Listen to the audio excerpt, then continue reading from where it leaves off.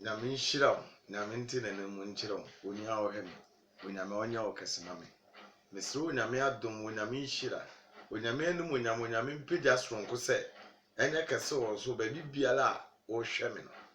Nene diama meti ase ni sɛ mepɛ sɛ meka bibi fa onyankopɔn dɔ ɛho yɛ de ɛkyerɛ wo. Enche bia na be wura blonyam. Enche bia na be wura blonyam. Bronya bosome no enche bia na be wura. Na yewura blonyam mu na da no so a yɛbɛkae Kristo awo onyankopɔn esoma Kristo Yesu. Ɛma ne ba wiase no yɛbɛkae na awo no. Wote mase yɛbɛkae na awo no. Yɛnkɔ Bible mu. Bible say John 3:16. John 3:16 nkra quotation. Oba ketewa no kra mbo enim quotation kro. Meka John 3:16 a obehu. Ose sɛde onyankopɔn dɔ wiase ni onyankopɔn dɔ wiase ni no ɔde ne dɔba kro na wɔwo no yɛ de. Ɛma me no mienu. No biara a wɔgye ni di no wɔnyela no wɔnya daa nkwa. Wɔnyela no wɔnya de yi daa nkwa. Enti no first one me pese oti ase se onyankopon ye de edo sedi onyankopon edo wiase ni sedi onyankopon do wiase ni no ode ne doba Yesu Kristo eye de ema me no mienu me se enche ye be kai na woda no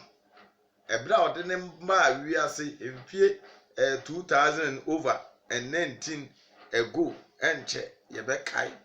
pati de me kire wona se sedi onyankopɔn do wiase no ɔde ntɔ ba koro na ɔwo no man no obiara ogye ne di no ɔnyela na ɔnya dankwa enka bi nkyerɛ wo ho enka nkyerɛ wo sɛ onyankopɔn yɛ dɛ ɔnɔ onyankopɔn ɔdɔ etu ɔnam Yesu Kristo so ma ne do wie pɛyɛ ɛma nipa nyinaa mesew sɛ onyankopɔn yɛ dɛ ɛdɔ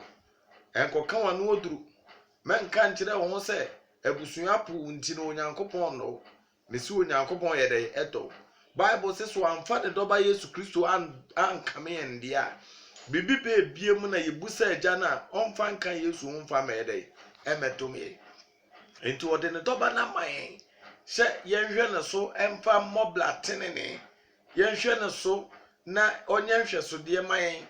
okai Paul ngoma otro koma Corinthians na wose mo hwe me nsua me se de me pe Kristo ye de esua no enti etimi hwe Kristo so na bla boye etimi hwe no so ebo blapa etimi hwe no so ekasa yen ye betimi abo blapa ma onyankopon a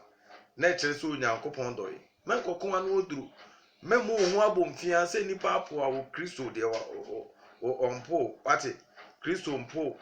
fa ho masa Yesu na men reject sa Yesu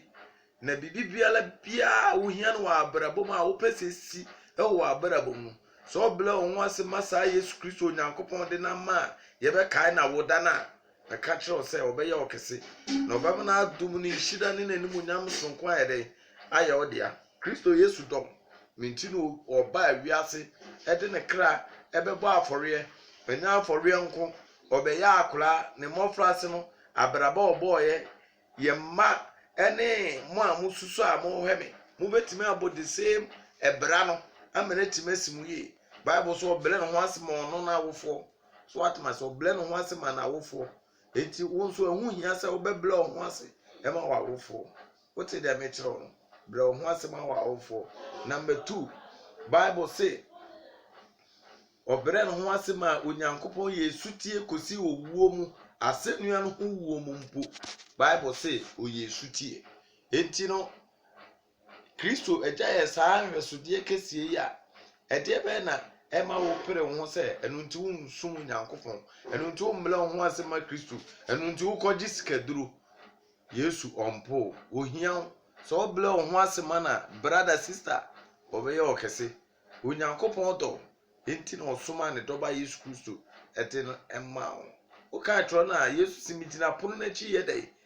bom so obetie no na obebie na obehini no no obeba abeto sedidi mijina fidie iso mi tuofo se memu ho abomfia menka nkire ho se wo de ebra na obeboye no aka echi wa abrabom enka echi Kristo betima yi no ho adi a kire wo eni sika nko a eni nhira yo niam bebere onyankopon adi hira nipa emu kase pa baako eni se wobɛhu ne dɔba koro na ɔde no ama wiase nyinaa sɛ agyenkwa ɔde no ama wiase nyinaa sɛ agyedeɛ no sɛ wohu na ɔnam no so ɛbɛma wayɛ nhyira sɛ wohu na ɔnam no so bɛma ne dɔ a ɔde dɔ wo nyinaa no awie pɛ yɛ ama mehyira message so ma wo baabi bere obi a onyame ne ho de nkyerɛw ɔma na adom ne tumi mmoro so ma wo ɔma no nwosra mfa afidie mu ɛnka wo onyame ne ho de nkyerɛw na ɔma wo hu ne dɔba Yesu Kristo no